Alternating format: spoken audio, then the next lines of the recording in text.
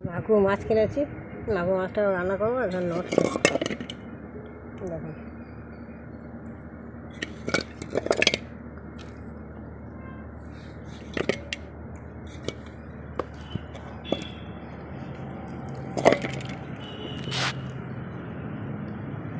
রোদে কিন্তু নড়াচড়া করছে মাঝে মাঝে। একটু আগে খুব সতেজ ছিল, এখন রোদে ছিল বলে প্রায় আধমরা হয়ে গেছে। এটাকে ঝোল করবো। রান্নার জন্য জিরে আর পেঁয়াজ আর একটা কাঁচা লঙ্কা বেটে নিয়েছি, আর একটা টমেটোকে কেটে নিয়েছি। পেঁপে পাতা দিয়ে পরিষ্কার করার কথা শুনেছিলাম, তাই পরীক্ষা করলাম, দেখলাম হ্যাঁ খুব সাদা হচ্ছে। তা আমি করলাম কি, পেঁপে পাতাগুলোকে আপনাতে এভাবে একটু ঘষে নিলাম, দিয়ে এই মাছটাকে ঘষবো সঙ্গে। দিয়ে দেখি একদম সাদা হয়ে গেছে।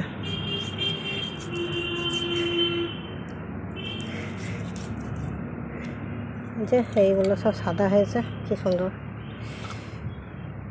একটা সময় হলুদ গুঁড়ো দিয়েছি, লবণ দিয়ে দেবো, আর লঙ্কা গুঁড়ো দেবো। জিরে তো বেটে দিয়েছি, আর জিরে দেবো না।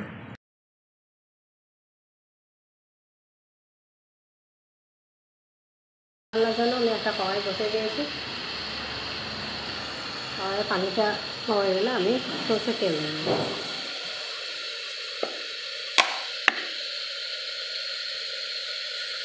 সরষের তেল দিলাম,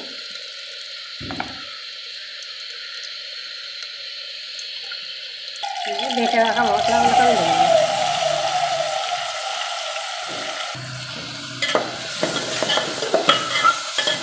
মশলাগুলোকে কষে নিলাম।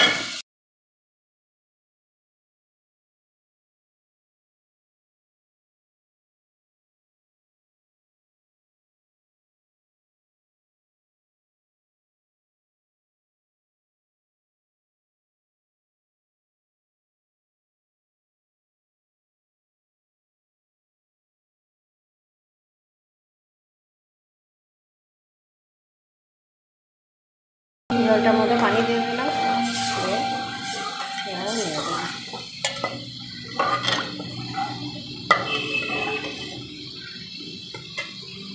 এবার মাছগুলোকে আমি ফুটে ওঠা এর সঙ্গে ঝোলের সঙ্গে দিয়ে দিলাম। আগে মাছের মাথাটা দিয়েছি, কারণ মাছের মাথাটা সেদ্ধ হতে একটু সময় লাগে।